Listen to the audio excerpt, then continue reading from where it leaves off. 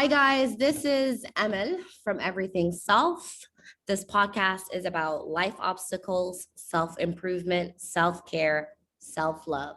Welcome to Everything Self. So, on today's podcast episode, we are going to talk about cognitive distortions. And there's so many different types. And I'm pretty sure a lot of people at least suffer from one of this, if not like several of them, me included, right? So today we have another guest that's going to be joining us. Ayan, Ayan Dirar is a Somali American licensed professional counselor who specializes in cognitive behavioral therapy. She's currently practicing in the United States. She has over 7 years of experience in individual, family, and marital counseling.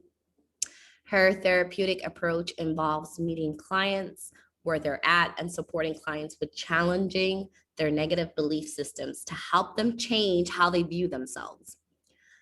Welcome, Ayan.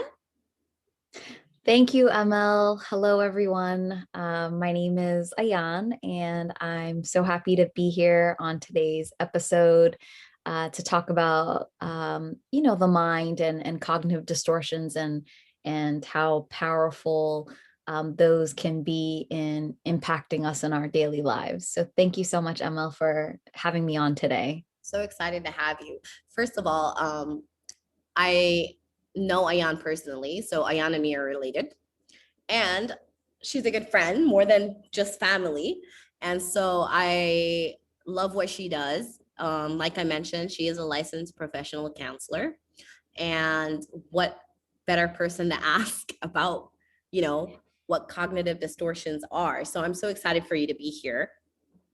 And maybe you can tell us well, first of all, what is cognitive, like what are cognitive distortions? Sure. It's a great question. Once I give the definition, I'm sure it'll sort of like resonate with you and your listeners. Talking about cognitive distortions, you can sort of think of them as erroneous patterns of thinking. And what do I mean when I say that? A lot of the way we process information, a lot of our stress, our anxiety has to do with how we process information and how we think about things and how we interpret these things. And so cognitive distortions, in essence, are looked at as faulty or unhelpful patterns of thinking. Oftentimes, they're very ingrained in us. They're ingrained in our subconscious and our conscious mind. Oftentimes, they're learned patterns of unhelpful behavior. Mm-hmm. And sometimes, in all honesty, they're sort of like defense mechanisms in that if we believe something so strongly, sometimes it's easier to just look at it in the way that we've always understood it, and allowing that to kind of continue to affect what we believe about ourselves, what we believe about others, and how that in turn affects how we feel and how we behave and act in our everyday lives.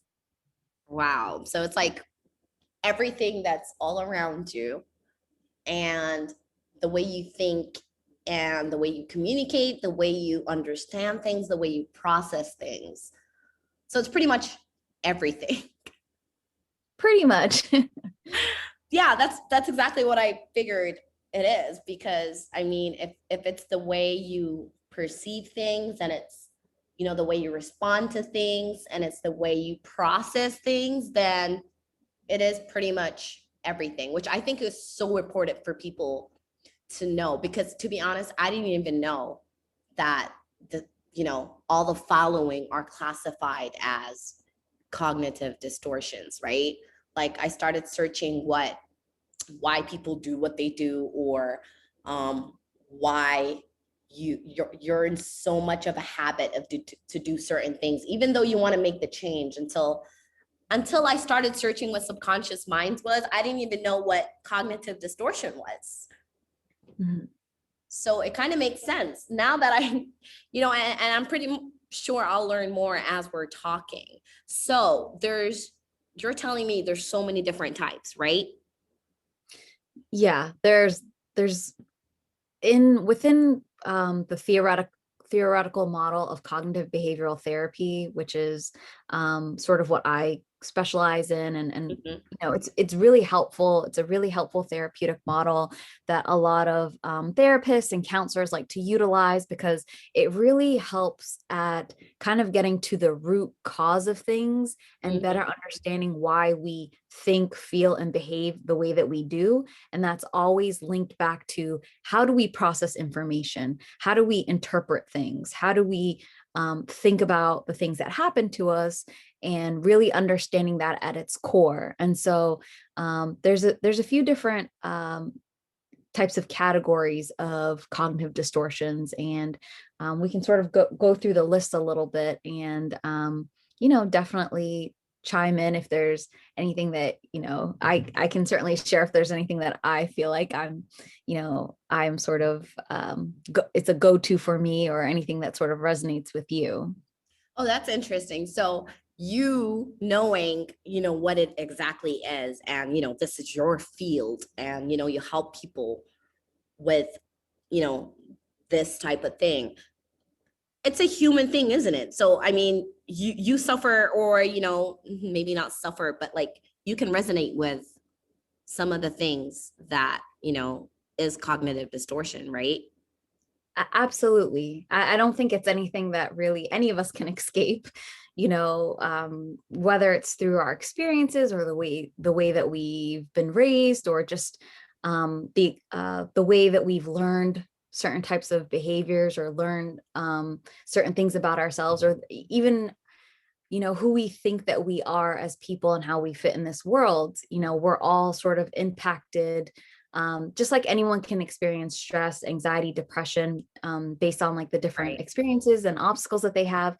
Nobody is sort of exempt from having negative thought patterns, or negative automatic thoughts, or cognitive distortions, because the way you sort of fight those things and challenge those things is you sort of can challenge your own thinking, but also increasing and improving communication with others can also help to address cognitive distortions and make you think, you know what, maybe I shouldn't be interpreting this thing in this negative way. Mhm. There's a different way to look at it, and we'll get to those interventions a little while later on how you can sort of combat those and address those. Yeah, it's very interesting. Okay, well, let's talk about the different types. I mean, is there so many different types? What are they? Yeah. I'll start with what I think is maybe one of the most popular ones, Mhm.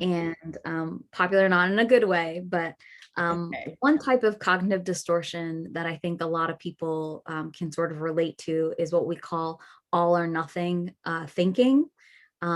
It's also known as black and white thinking, and it's that belief that it's either this or that.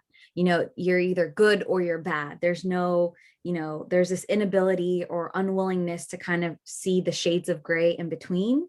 Mhm. And you sort of, anytime something happens to you, anytime someone says something to you, um, it's either at one extreme or the other. And, it's either you My way believe or the highway kind of person. exactly, it's either you're perfect, or the moment something doesn't happen your way or you make a mistake, I'm a complete and total failure. There's nothing in between. And that can be so harmful in just, how you feel about yourself, your self-worth, your confidence. And also in kind of like understanding that the people around you, putting people in one category or another Mhm. instead of trying to understand them as whole people. That's interesting. I do know a few people that are either black or white. I never thought of it as, cognitive distortion, but yeah. Okay. What's another type? Um, Another one that I think is pretty prevalent is overgeneralizing or overgeneralizations. Mhm. It's exactly how it sounds. It's where you take sort of like one instance, one time something happens, and then you use this again, that black and white language of, why does this always happen to me? If a relationship doesn't work out, the guys never choose me. It's the never, the always, that very powerful language where you feel like something is kind of attached to you in a negative way. And it's through overgeneralizations where you sort of conclude that you're not worthy enough, you're not good enough, or that you're never going to be able to accomplish whatever it is that you're striving for. Okay, so that could be like, somebody going through a lot of negative things back to back, right? Mm-hmm. And they This just always happens to me. right, that type of mindset where, this always happens to me. Well, of course, nothing good's gonna happen to me, right? Mm-hmm. Mm-hmm. Oh, interesting. Okay, well, this is getting interesting. So, what else is there? Yeah. I like that example that you brought up, when you have a series of unfortunate events happen to you, let's say a relationship ends, you get a bad grade on an exam, you get into a fight with one of your close friends, you can sort of that can certainly lead to someone experiencing like depression or like anxiety or just this worry that their life is not going to turn around. Mhm. And so sort of connected to that is another cognitive distortion known as discounting the positive, where you're so hyper focused on all the negative things or the things that have gone wrong that you discount the promotion that you got at work, or the great job that you did on a presentation in another class, or any of the good relationships that are going on in your life, whether it's with like family or friends.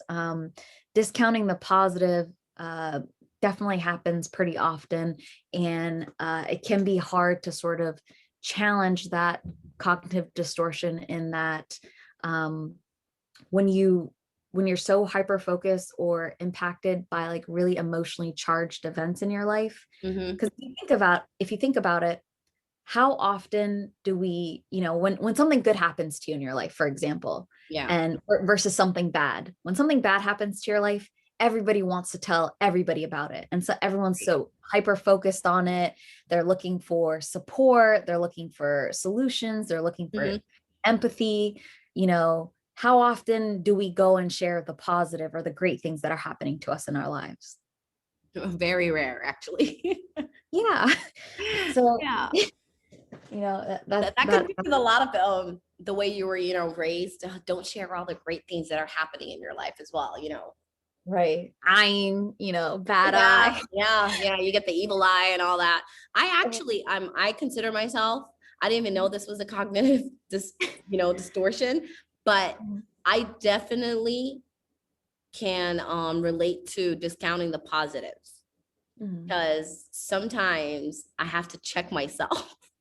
mhm, I do sometimes, like, I can go into that negative hole where I'm just like focused on the one thing that I didn't get, or I mhm, put all my energy towards that mhm, and put myself into this deep dark hole that I don't realize that I have so many other positive things that are going around, right? mhm, So I sometimes have to like check myself. Well, okay, you didn't get that. Who cares? You have so many other things going on in your life. Like, stop focusing on that one thing. And it's really hard to actually realize that if you are in that hole already.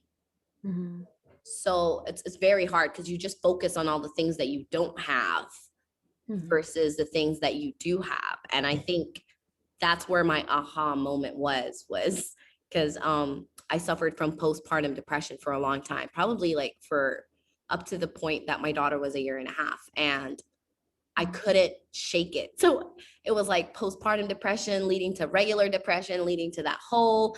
And I just didn't know how to get out of it. And everything was just wrong and nothing was going my way. Of course, I mean, like, it's 10 times, magnified in my head than the way I'm telling you.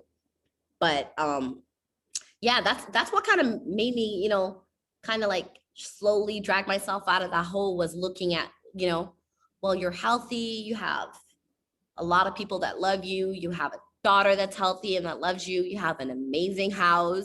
What are you unhappy about? Mhm.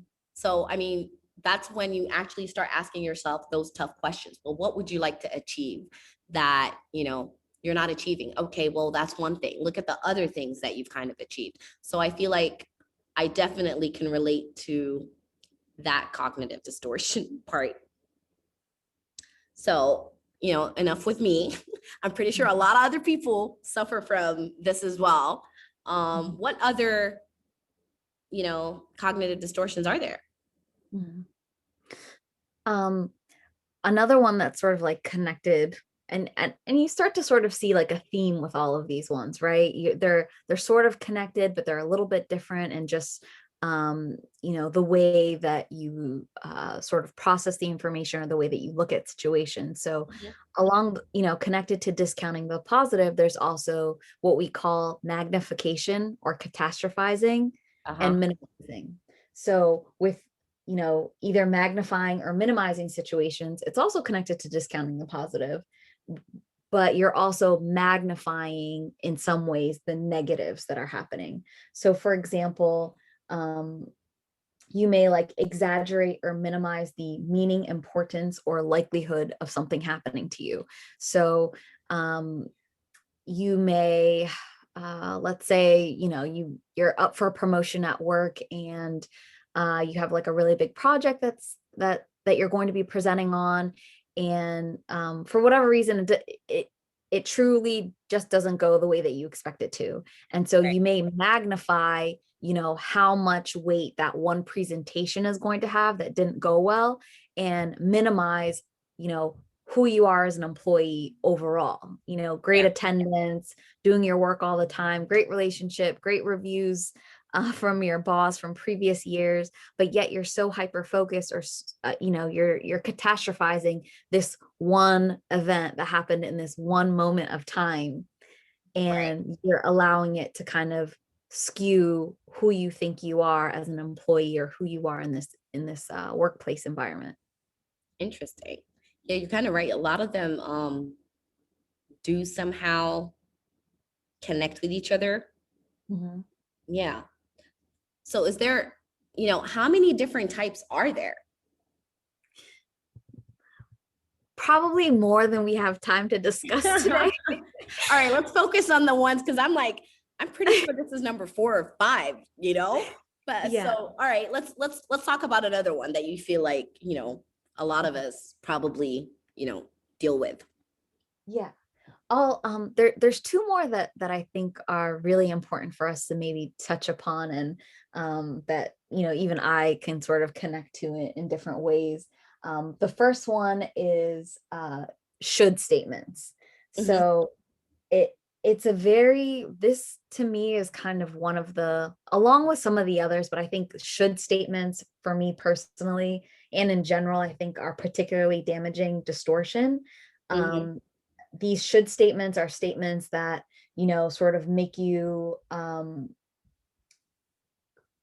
kind of talk yourself into thinking that where you are or what you're doing is just in some way or another not enough. It's those statements where you say, I should have done this, I could have done X, Y, and Z. Let's say you have, all these commitments and obligations to other people, and you just didn't get enough sleep the night before, and you let one person down out of your, 10 engagements maybe you have in a day. I know, exaggeration, but Yeah. that one thing doesn't go according to plan, or you forget something because you're human. I should have been able to call that person, I should have been there for you. All these that type of language can be so strong and really impact who you think you're supposed to be, Mhm. and cause you to have really unrealistic expectations and standards for yourself. Because if you think about it, oftentimes the level of compassion and empathy that we give our loved ones, our friends, our family, our partners, is not the same compassion or level of compassion, or even close to it, that we give to ourselves. And so why is it that, we expect, for the perfectionists out there, and I feel like I'm guilty of this, I and am I'm a Virgo, so I feel like that's something that you and I sort of relate. right, Um, and you set these such high expectations and standards for yourself, and it's almost like you got to take a look in the mirror and ask yourself, why do I think that I ought to, or I should be able to, or that I could have done this impossible feat, when nobody in the world is capable of doing these things that we try to sometimes expect from ourselves. right. So it could be like you're overstretching yourself. Exactly. Oh, okay. Well, I mean, like, is that a good thing or a bad thing now that I think of it? Because now that you said it in that way, I'm just kind of like, hold on, I have that too. Well, I think the problem is with the should statements, you know, and this can extend to, other people, right? If Right, if we feel slighted by someone, we may say in an argument, well, you should have been able to do this, because maybe we could have been able to do the very thing that we were expecting from them.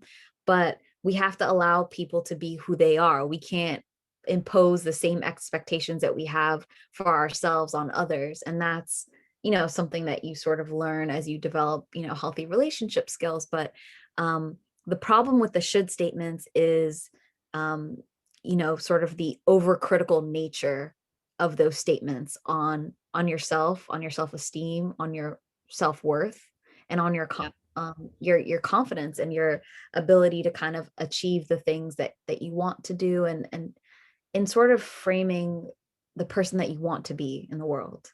And there's nothing wrong with being a high achiever. Nobody's saying that. But when it sort of extends to, expecting a certain level of like perfectionism, where you never make mistakes, or where your mistakes are magnified and your accomplishments or victories are minimized, that's when the real damage is sort of like created and becomes like ingrained in you and who you are. And that's when you want to sort of look out for these unhealthy patterns and behaviors, hmm, because then it can lead to you sort of like comforting yourself in unhealthy ways.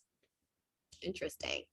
I have another question regarding this. Mhm. So let's say you don't have that kind of mindset, but let's say someone's expecting something of you and you hear it so many times, like, oh, let's say you come back from work and you've had a long day at work and people are still expecting, or your husband or your family members are still expecting food on that table and for you to do everything else. And if you don't meet those standards, they kind of say, well, you could have done this or you should have done this.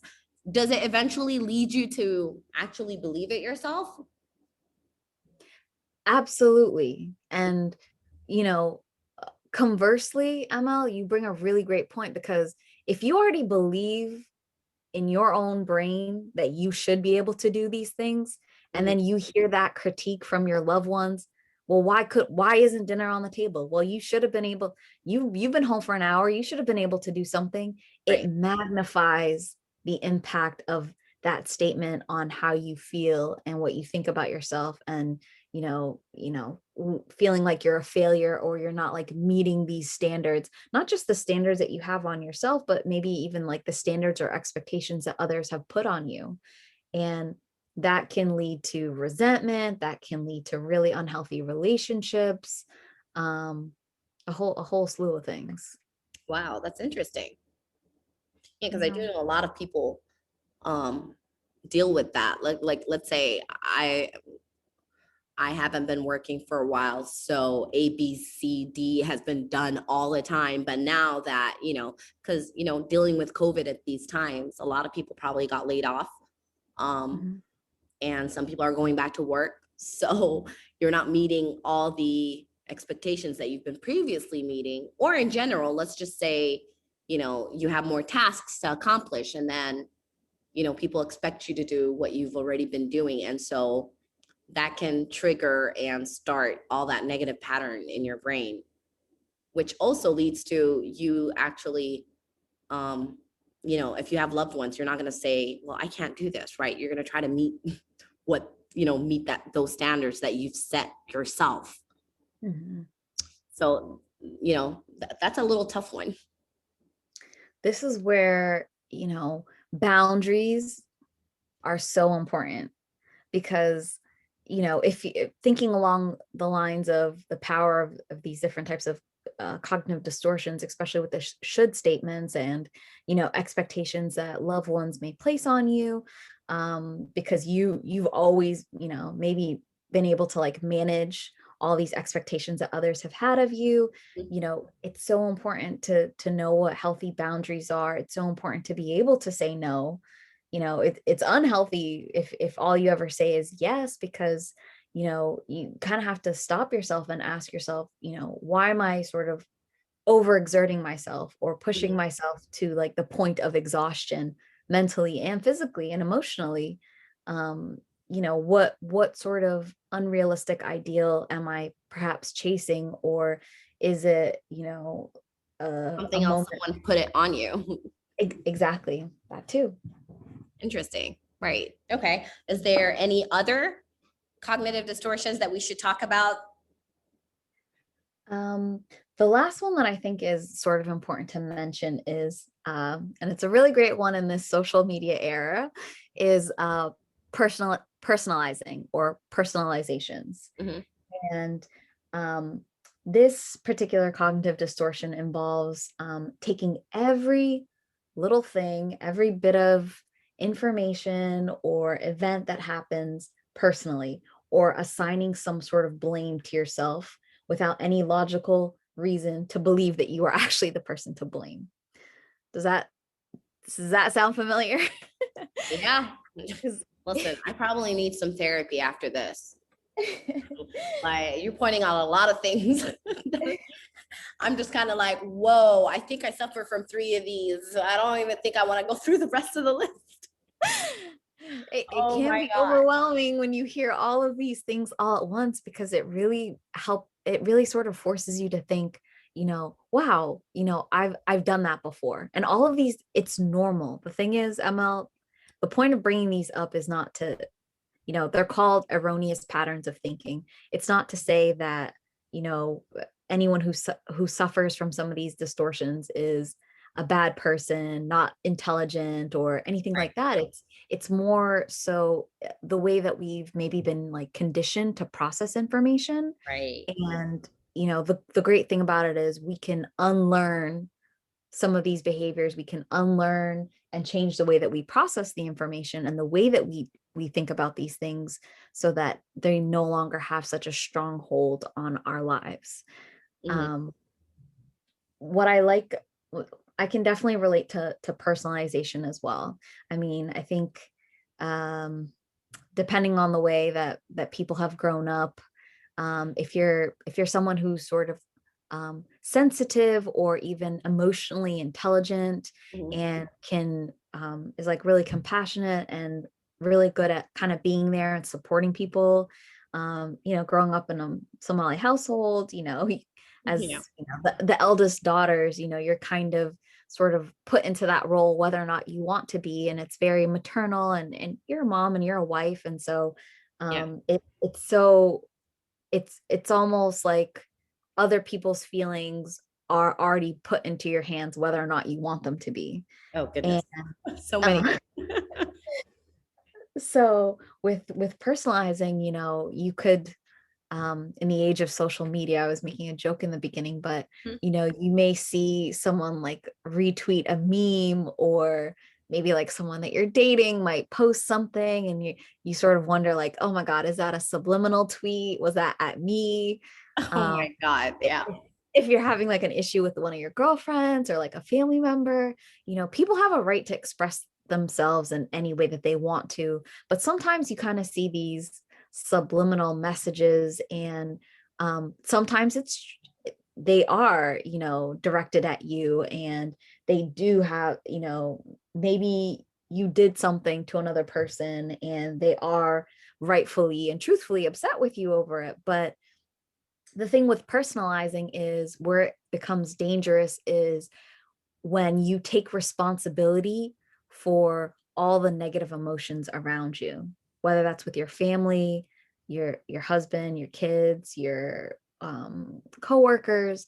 Have you ever found yourself in a position where um, you told somebody no? You just didn't have the time to do whatever with somebody, go out with them, do a task for them or help them on a project. And it And didn't go well.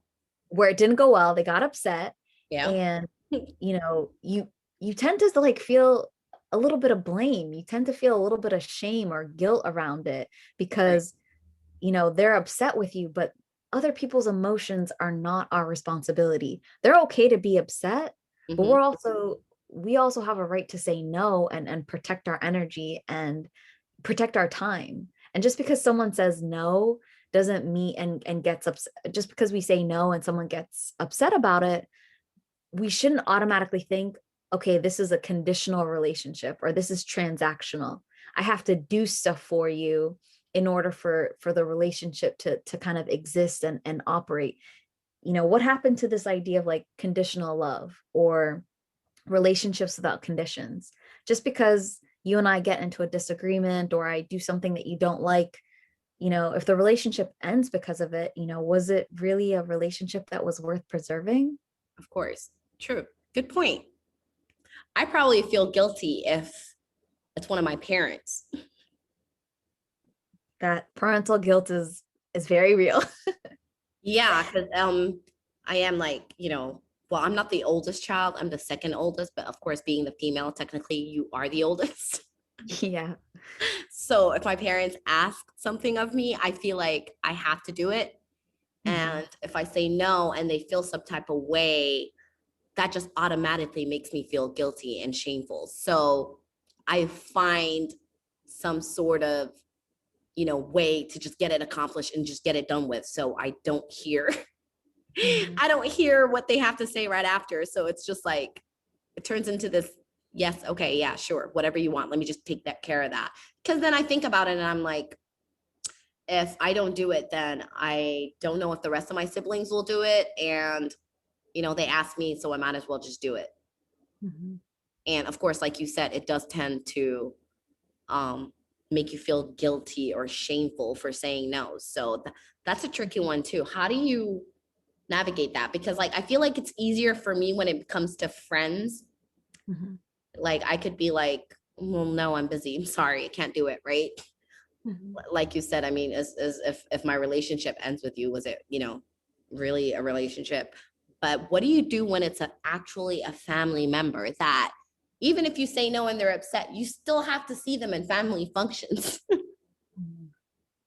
or your own parents? How do you navigate through that? That's a very good question. And I'm sure if I had the answer, I would be very, very rich. Right. But I think I think the thing that makes it tricky is, when you bring, let's just, we won't even say religion, we'll bring culture into it, right? Yeah.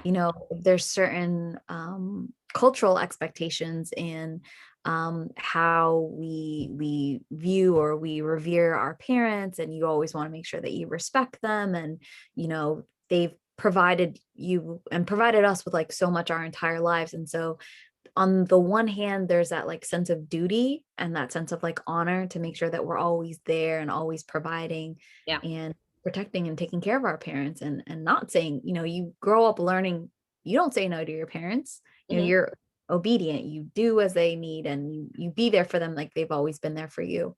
But I think also too, on the other hand, it's almost like a delicate balance that needs to exist where, you know, you communicate that, hey, I'm really sorry, mom or Hoya, I don't think that I'm going to have time for this, but maybe, and suggest like another sibling who can maybe kind of step up.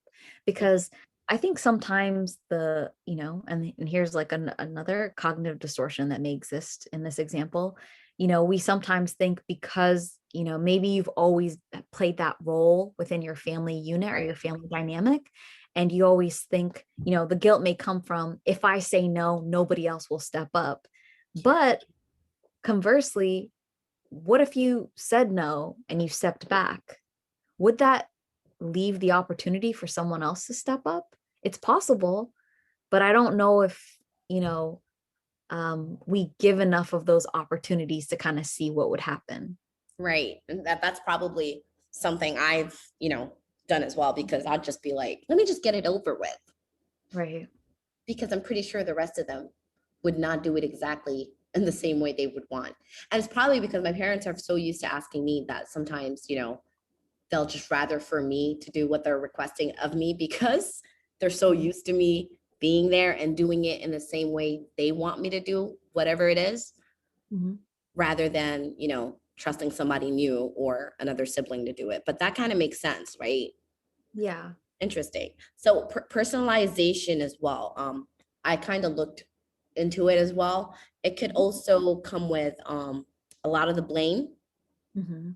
Um, so I was reading this thing that said some people, they blame other people or their circumstances for their problems.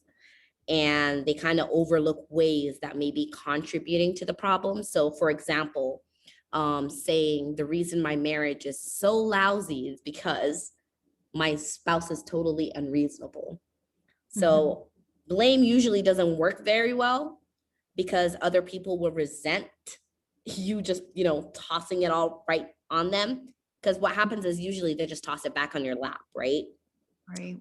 It's kind of like the game of hot potato. No one wants to get stuck with it. So, I mean, I don't know. And then personalization could be like, let's say you got a note from one of your kids' teachers saying, one of your kids had some difficulties at school, and, you know, the mother just automatically says, this shows what a bad mother I am, instead of, Mhm. trying to pinpoint the cause of the problem so that she could be beneficial and helpful to the child itself. She, automatically personalizes it and says, this is just showing how bad of a mother I am. Mhm. Would that be kind of an accurate example?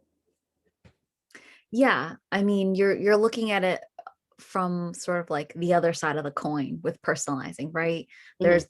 There's the one side where you think everything's your fault, you blame yourself, but then there's the other side where you take no responsibility and you blame, you take no accountability, excuse me, and where you sort of like blame the situation, the circumstances around you, the other people involved.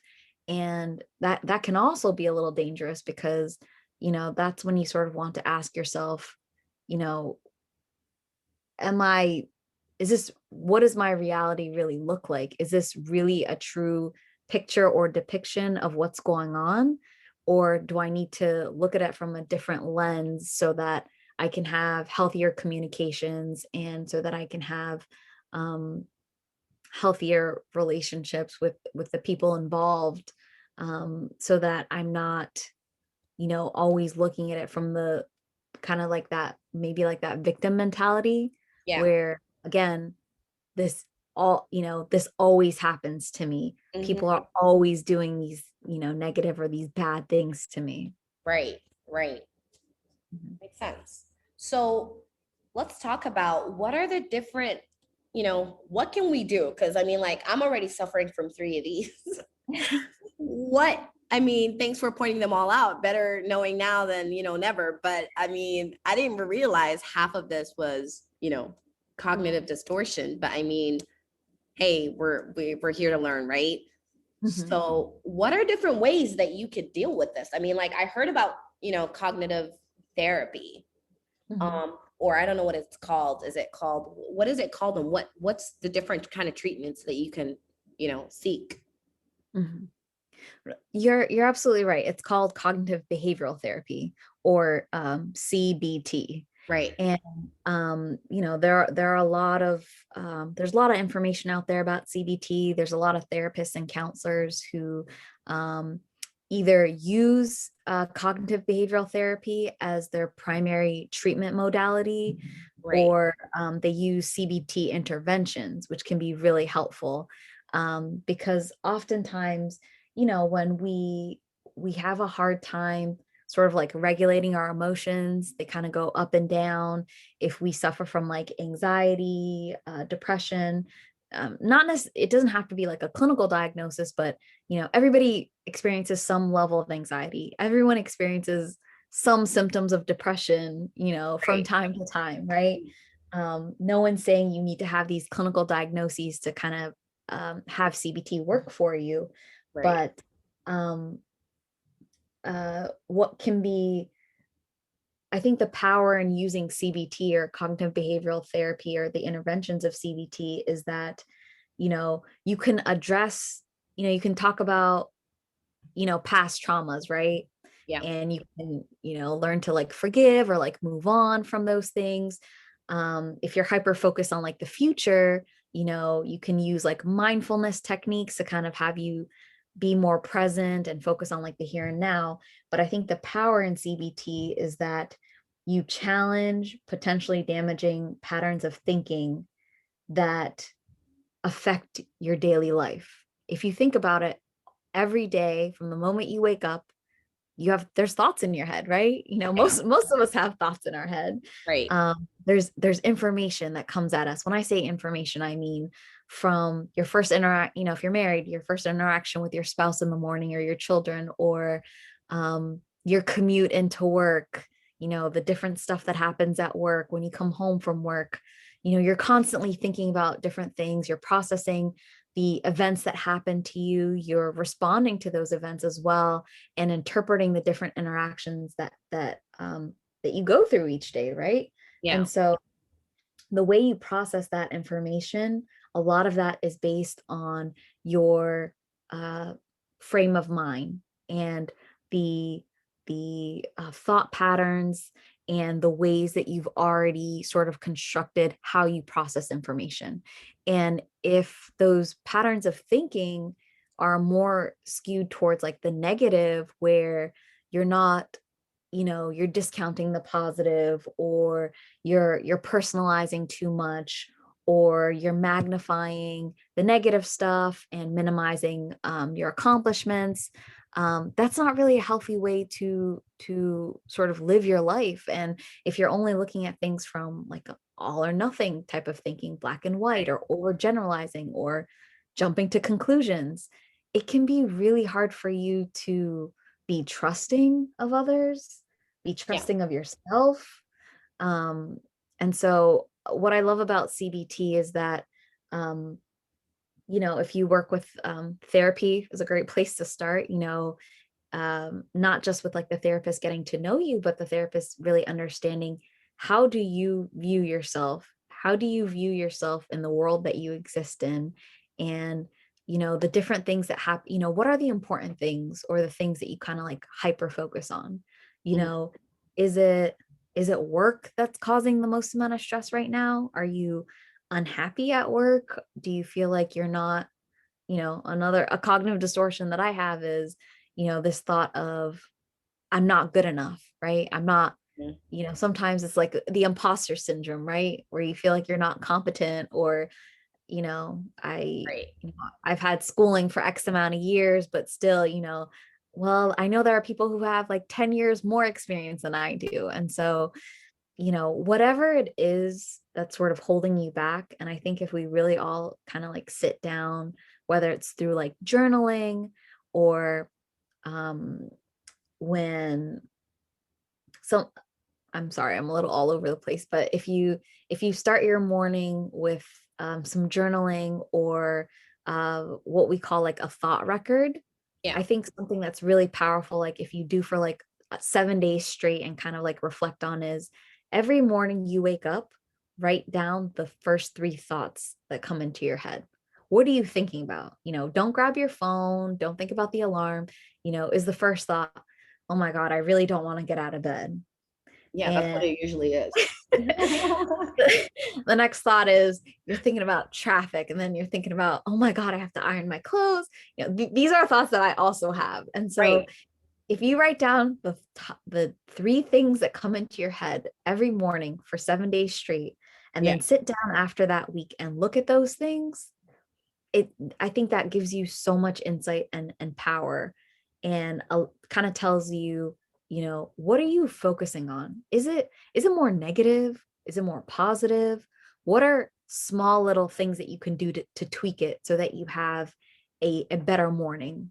And Interesting. something that can kind of help with that is, and I love this one, it's gratitude journaling. Hmm. I know Interesting.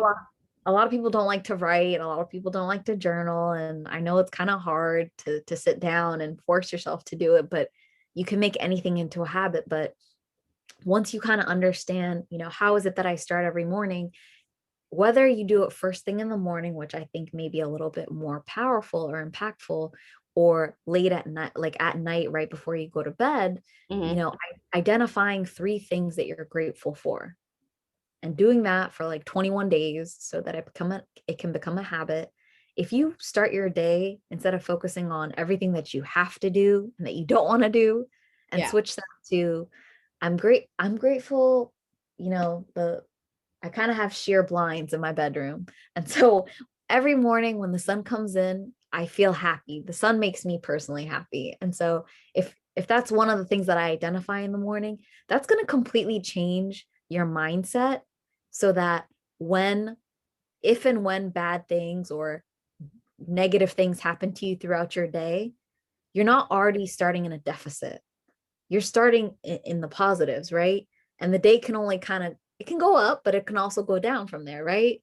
But if Right. you start off in the deficit, you start off already thinking about your mind frame, your mindset is already like on the negative end of things. Do you know how hard it is to kind of like pull yourself up out of that, as opposed to starting with gratitude and Oh my God, starting that would be a long day. right. And imagine having that long day after day after day.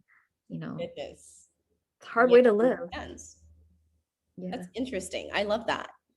And so, do you, in order for you, because I know a lot of people don't even think about what are the thoughts that they have during the day. I mean, unless something's happened, then they think about it. But, that's interesting to point out that as soon as you wake up, you do have thoughts. And like, we kind of forget, yeah, I don't want to get off this bed is a thought, Mhm. That is a thought. That is something I have all the time. Mhm. I suffer from every single day before I have to go to work. As soon as I wake up and I'm just like, oh, I can't believe I have to go to work. But every day, but then you know what? I am grateful to be up. I am grateful to have work. So, I mean, I guess it's a habit, right? Mhm. Which is interesting to point out. And so you said CBT, treatment, which is cognitive behavioral therapy. Um, a lot of people feel like, they there's this taboo about therapy and doing all this. But in order for you to seek therapy, wouldn't you have to, well, I mean, let's say you already kind of understand from, let's hope, this episode that there are a lot of different types, right? And, hearing this, you can tell that, I myself suffer from a few of these.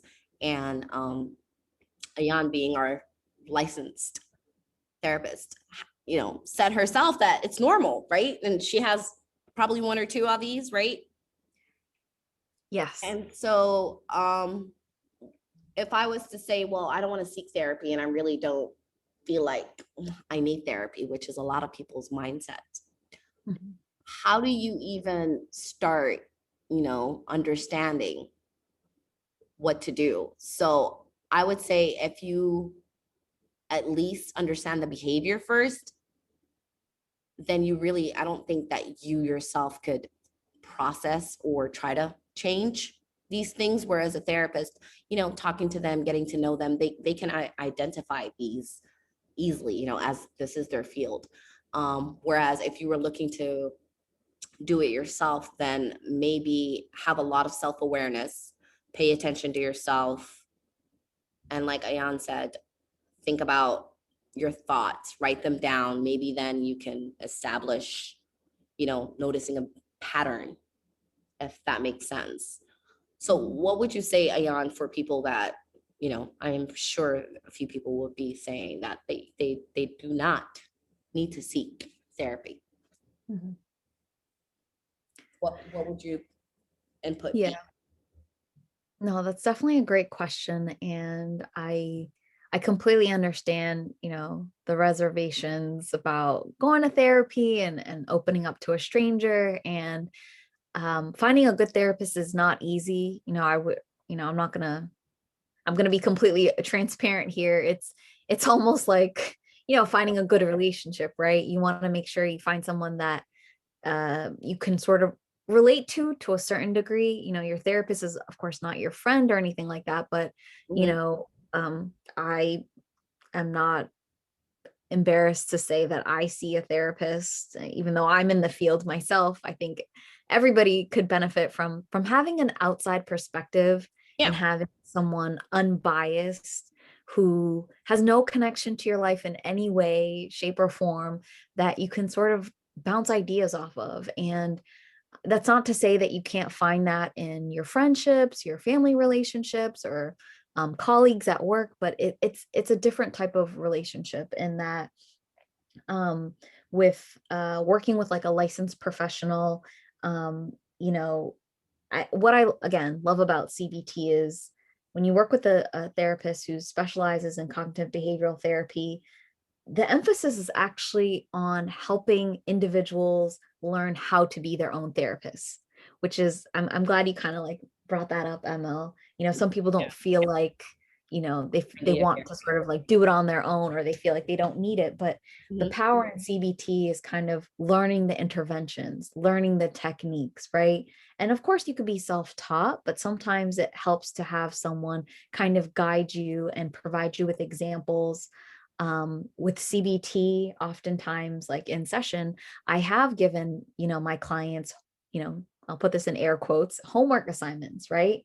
Whether that's like a worksheet that maybe describes one of the cognitive distortions that we talked about, or, a assignment where it has you sort of keep, when something positive happens, keeping a thought record. What emotions came up for you? Why did those emotions come up for you? you know Helping clients kind of better understand their own behaviors, what motivates them, what motivates other people, and really just helping people to kind of like build that awareness about themselves, and also in processing the information and the people around them, right? Because that can be kind of tricky. Yeah. Understanding, I think everybody, benefits from like really great, healthy human connection and human relationships, but they can be very tricky to understand, right? Because Yeah. we're all very, unique. And And different people, not to mention all the baggage you've carried with you all these years, or what's been passed onto you from your parents and family members. exactly, exactly. Right. Interesting. Um, And I love that you mentioned you as a therapist. You do have you do go to therapy sessions, yeah. that's amazing. And so that just shows, I mean, it's just this different kind of unbiased communication that, you could have. I mean, I do have a therapist as well. And guys, this could be a hit and miss. You can, like Ayan said, you can meet different therapists, and maybe one doesn't work out for you. That doesn't mean the process isn't amazing or rewarding, right? I mean, I had a therapist last year, and I mean, I probably went twice and was like, I'm done. Right. But the one I'm currently seeing, I mean, it is COVID. So there are different ways of you trying to get a therapist. You can do it online. There's different websites. I'm using BetterHelp. I'll link it down below. But they kind of connect you with someone from the same, let's say they ask you what your background is, what you're seeking, are you from a certain culture, and they'll kind of connect you with someone. That's the one I'm personally using, BetterHelp.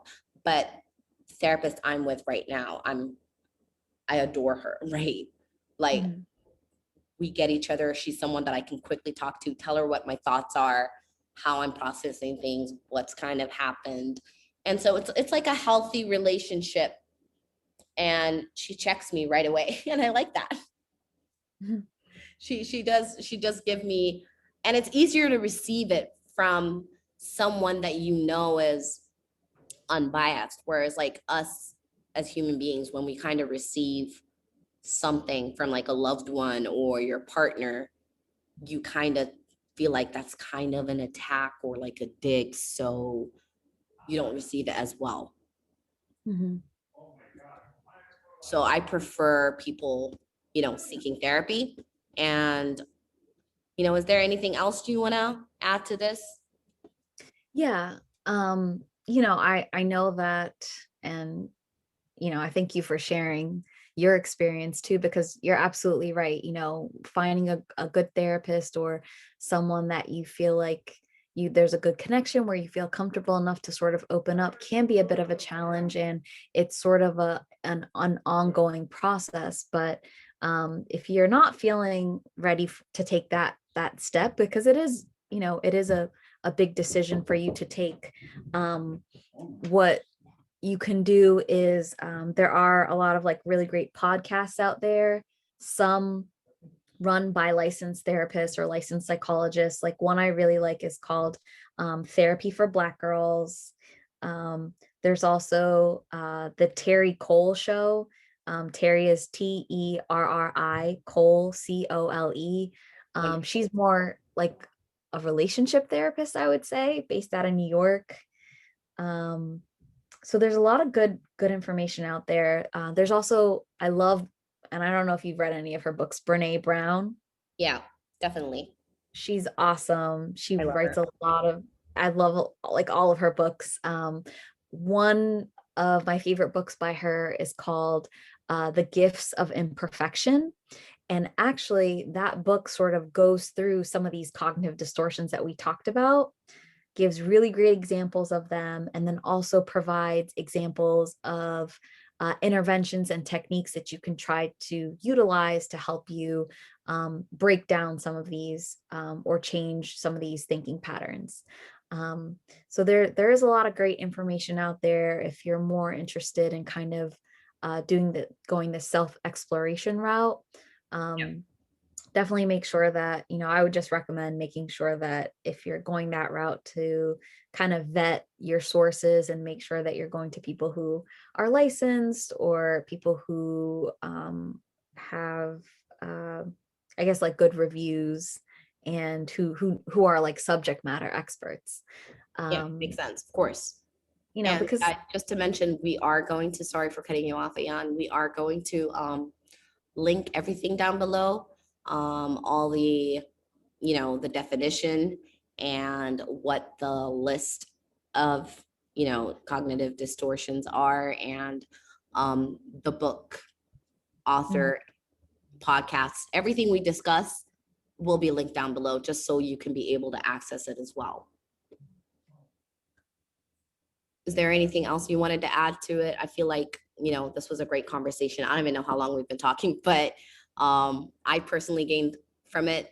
And I didn't even know this was classified as cognitive distortions. So I'm glad you are definitely helping and that you came on here. Is there anything else you would like to add, Ayan? We definitely need you for future episodes too. Yeah, I'd love to come back. Okay. Um, but no, I just want to thank you for sort of getting this conversation started.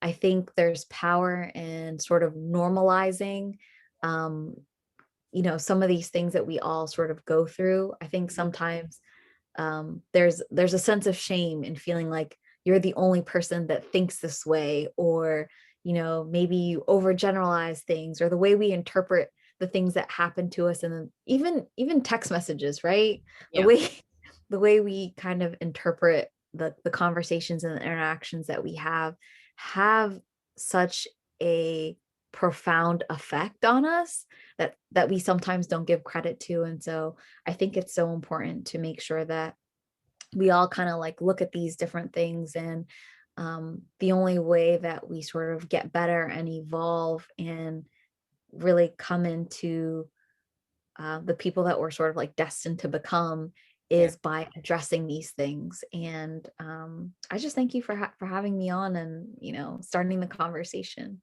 Yeah, this is definitely a conversation that is needed. And like you mentioned, let's normalize these topics. It's something everybody deals with.